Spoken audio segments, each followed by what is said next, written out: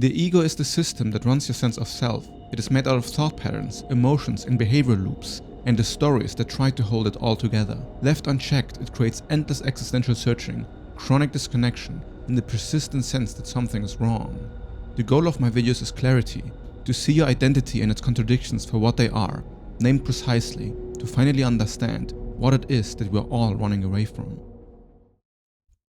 The higher your level of consciousness, the less you're going to use sentences like levels of consciousness. Because what they are doing is they're creating a hierarchy between people.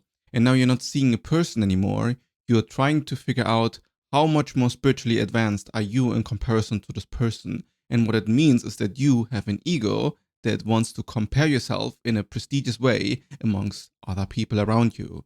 Now this isn't bad or evil, but it shows exactly where your sense of ego now lies. And it is likely in some sort of spiritual identity. Now, this doesn't mean that you cannot define something as like higher states of consciousness versus lower states of consciousness, which is what I'm going to do in this video. So we can infuse it with meaning if we want to, but be careful, because doing this kind of removes the humanity from people. It makes you look at people as some sort of leveling system. And the more aware they are, the more worthy they are, or the more they have realized the nature of the universe.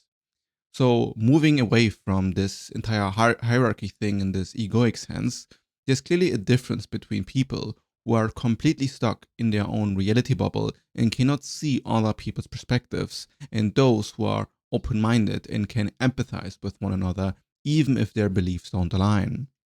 You might say that a higher level of consciousness is somebody who is able to include other reality models in their own reality model. This means that if you hear somebody who has contradictory beliefs than your own, it doesn't automatically mean that you reject everything this person has to say.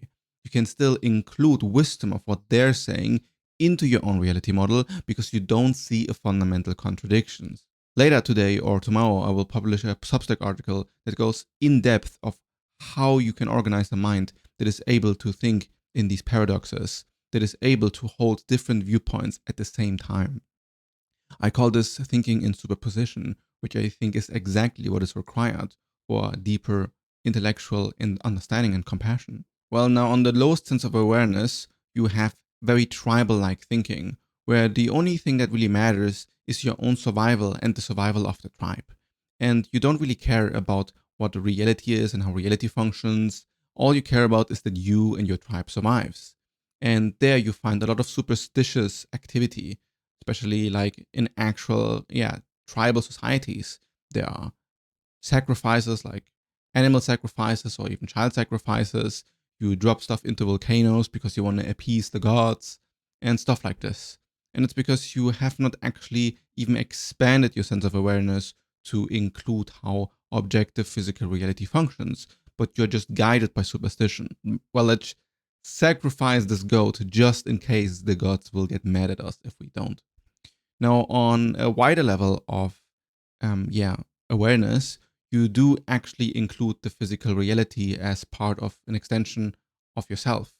And it means that you can observe the universe and learn how it functions, and therefore change how you behave. It requires you to want to investigate the nature of reality and investigate the nature of the self, so that you can, make technologies and see that cooperation actually helps, even if they are not in the exact tribe as you are. But if you have the same goal, then you can work together and make something greater, which is what made this civilization that we're in right now so gigantic, right? Because we learned to cooperate like no other species ever has cooperated. Even though it doesn't seem like it, even it seems like that we're all at each other's throats all the time, fact is that we are the most interconnected that we've ever been. Maybe in a very suboptimal way, just trying to farm our own engagement, but we are more connected than any species ever has been nonetheless. And there's a lot of beauty that spawns out of it.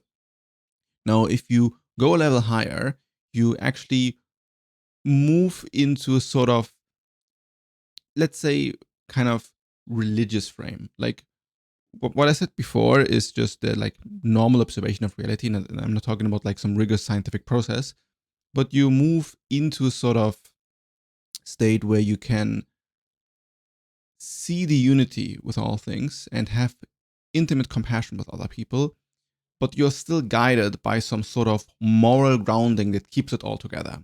So a lot of societies develop religion in order to have like one uniting moral framework, and then you just follow like a sheep what this framework says. And in a way, it is more conscious because it tries to give more structure to everything. It tries to unite everyone through a common goal and through a common vision, and also through common belief systems. And through it wants to increase survival, increase consciousness, and in the ideal case, increase well-being. Now, the next step from this, and this might be contentious, but it is atheism, or at least scientific secular vision of atheism, because it is actually, if you do it right, more inclusive. It doesn't feel this way, but if you meet somebody who is, you can say also agnostic. I'm kind of going to overlap these two, but if you meet somebody who is truly agnostic about stuff, they also include spirituality, or they also include religious frameworks in their own worldview. Like a lot of people who are into hardcore scientist communities, as you know, they often reject religion, they reject superstition, and they reject all of this stuff. But a true scientist, they also include the lives of those who practice spirituality and how it has affected human evolution and our culture into their own reality model, and therefore it kind of expands it. And it is more common for people who are like more scientifically minded to include religious models, or take like at least the history of it seriously, and the effects of culture and the effects of psychology and all of the stuff, and maybe even want to investigate more supernatural things, because what used to be supernatural back in the day now was understood science. Like we thought Zeus was creating the weather. And through questioning this through the scientific method and just also the Enlightenment era, then the stuff kind of faded out, and we just got better explanations for the gaps of our knowledge. And science is really good at this, because even if you come as like a very religious person with an idea about like having seen an angel, like the scientific mind wouldn't dismiss it, but investigate it. On the other hand, if you have somebody who like is a scientist and could disprove something about your God, it is more likely that the religious mindset or the religious consciousness is going to reject that and doesn't want to actually expand and be challenged in their knowledge, because their knowledge is much more based on a vibe or based on a feeling that they then attach to and are identified with.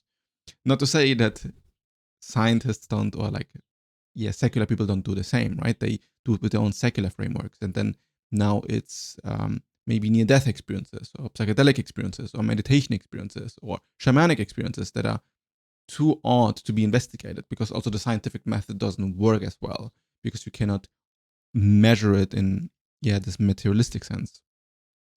But it requires you to kind of drop down your defenses and investigate it again from a more emotional component, a more heart component, which is requiring you to include something that the natural ego wants to avoid, because now it breaks apart all frameworks. And here's where this ability to be able to hold contradictions become so powerful, because if you are too attached to one framework, like be it your spiritual one, or your philosophical one, or your scientific one, then you always will find resistance when facing reality, because reality is not contained in any single framework.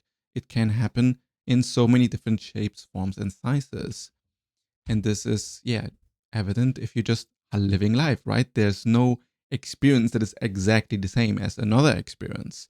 Every time you go to a shower, you might have the experience of taking a shower, but depending on where you take the shower and how hot the water is and how you felt that day. And there's so much components that changes the experience of your shower taking mode.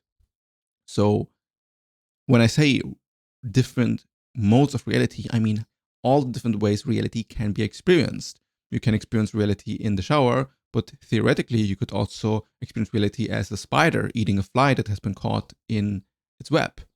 How do you know how that is like? Well, you have no idea, right? Because you are not operating from the spider's point of view. But if you are conscious enough, you can recognize that yeah, the spider's point of view is exactly as real as your own point of view. It is just that from the human bias, you value your own perspective more, you value your own life more, and in a way, you kind of move the spider's reality into like some other realm that doesn't like it's not relevant to you. Which in some sense is right, but in another, it's actually quite relevant to you because we are in an ecosystem where everything interplays with each other. So then, when you um, become part of this ecosystem view, you now can expand your sense of consciousness through other beings who are even beyond your own humanity. And it's not like this stuff doesn't happen before that, right?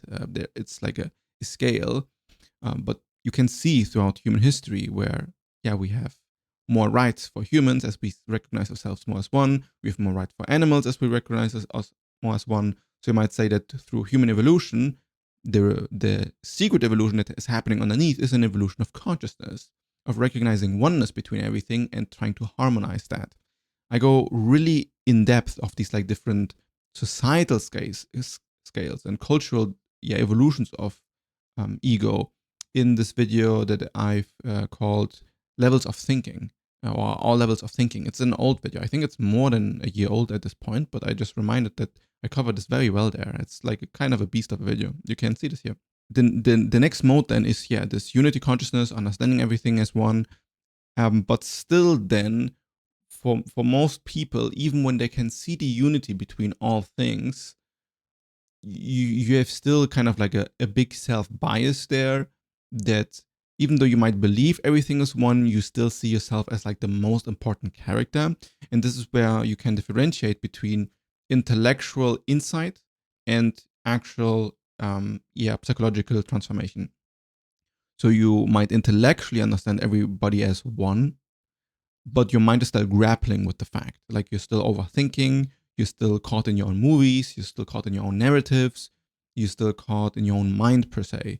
So you have like the spiritual knowledge, so to say, but you don't actually have it as your lived experience.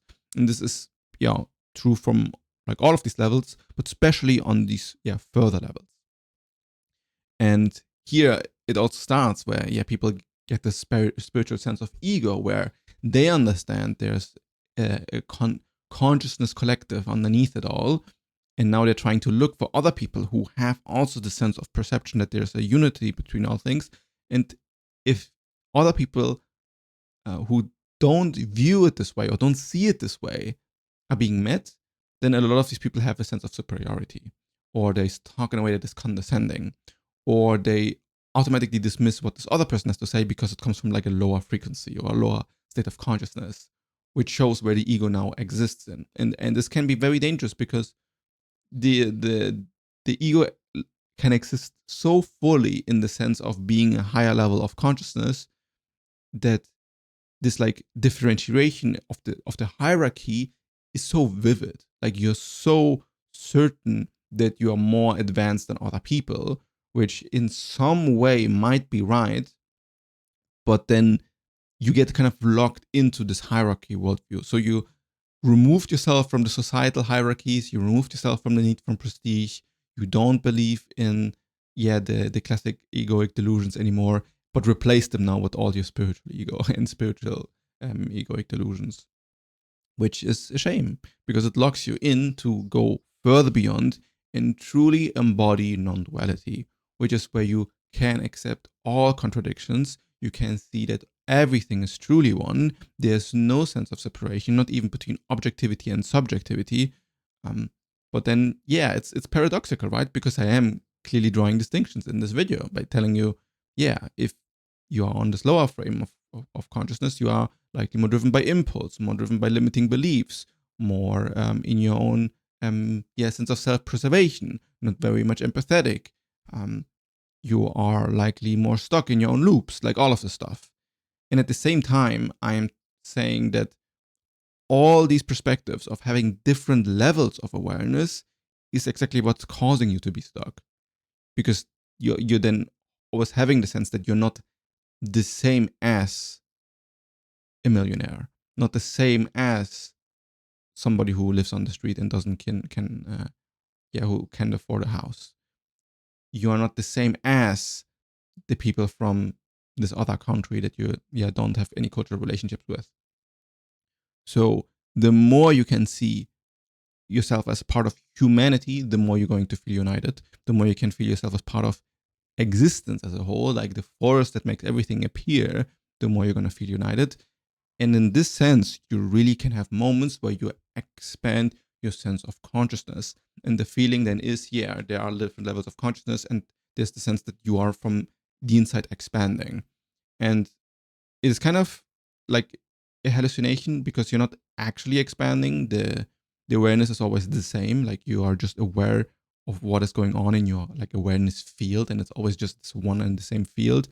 But the moment you experience more from outside qualia, like you're less stuck in your head, less reflecting about your own ego, like the self-obsession, but you notice more the beauty in the details of life, then the feeling is going to be, oh, I am expanding. I am actually more than just a human being. Oh, I am actually like this entire human organism field or this entire conscious field. So if you want to understand where exactly your own ego development is and your own consciousness development is, check out my ego architecture audit in the link in the description. I will be phasing out this version of the ego architecture audit later this month, and then there will be a price increase. So if you have considered doing so, then yeah, check it out. And if you want to understand everything that I've talked about more in depth, you can check out this video that I made like a few years ago.